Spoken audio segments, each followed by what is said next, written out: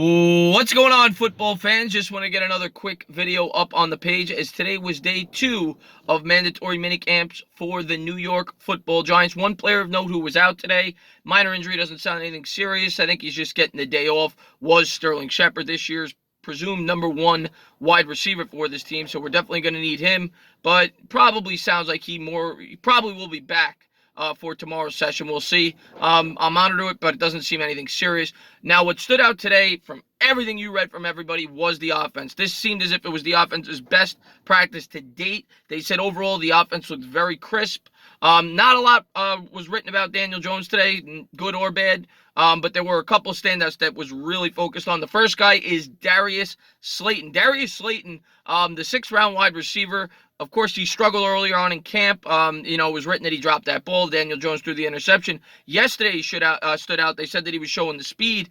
Today, he was all over the football field, making catch after catch, and it was written that he made the 2 best plays out of anybody on the field today, one of which was a long touchdown off the arm of Alex Tanney. He also caught a very nice back shoulder fade thrown by Daniel Jones on the sideline. So Slayton continues to impress, and look for him to not just crack this roster, maybe potentially be an impact player for this football team this year. We're going to have to wait and see. The Giants could certainly use some speed from the wide receiver position, and he may very well provide that. Shula also went on to say after the practice, he said nothing but great things about the kid. He said he has very underrated route running ability.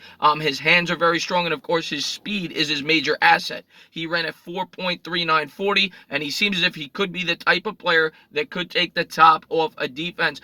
I also wanted to talk about a few more wide receivers who continued to show out.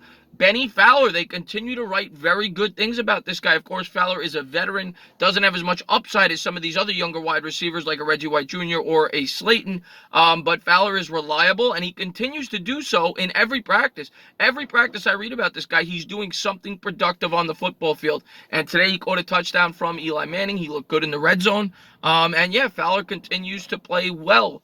The other wide receiver I wanted to talk about was Corey Coleman. Corey Coleman caught a deep ball down the middle right out of the gate off the arm of Eli Manning, who I'm going to talk about in a second, who got rave reviews today. And then Red Ellison. Red Ellison made a couple of nice catches, they said, as well. One off the arm of Eli Manning on the sideline. And Scott Simonson, the third-string tight end, or presumed third-string tight end going into the season, who played pretty well for the Giants last year, they said made an acrobatic catch at the end of practice. But Eli Manning was the big story today. The veteran quarterback had by far his best practice by all accounts. They said he looked incredibly sharp. He came right out. He had Coleman there early on in the session, right down the middle. And that was another thing that was written about. It seems as if the Giants this year, from what the people are writing, they seem to be really focusing on the deep ball down the middle of the field, and they've been very successful at doing it the last 2 days. And Eli looked great in the red zone as well. They said he looked great. He looked very sharp, very accurate. Decision-making was quick, and Eli looked sharp today. I think he threw 2 touchdowns in the red zone along with that deep ball to Corey Coleman down the middle. So hopefully we continue to hear very strong things about Eli. Not much was written about the defense today. They said that Janoris Jenkins broke up a ball, but not a lot was written about the defense. It was focused more on the offense. They said that the offense really showed out today and had a very strong session. So that's encouraging to hear, because mainly what we've heard so far, other than Daniel Jones, who's, a lot of positive things, and one session with Saquon Barkley, but a lot of the positive things have been written about on the defensive side of the football. But today it seems as if the offense had the better part of the practice. Eli did go on to say that the defense actually played pretty well, and they forced him to get the ball out quicker than he wanted to, but he was able to connect on his throws. So that's the news and the notes, as I'm sweating in my work truck because my air conditioner's not working. But as always, I hope you guys liked what you watched. And if you did, please subscribe. Maybe hit a thumbs up, drop a comment, tell me your thoughts in the comments below. Cheers.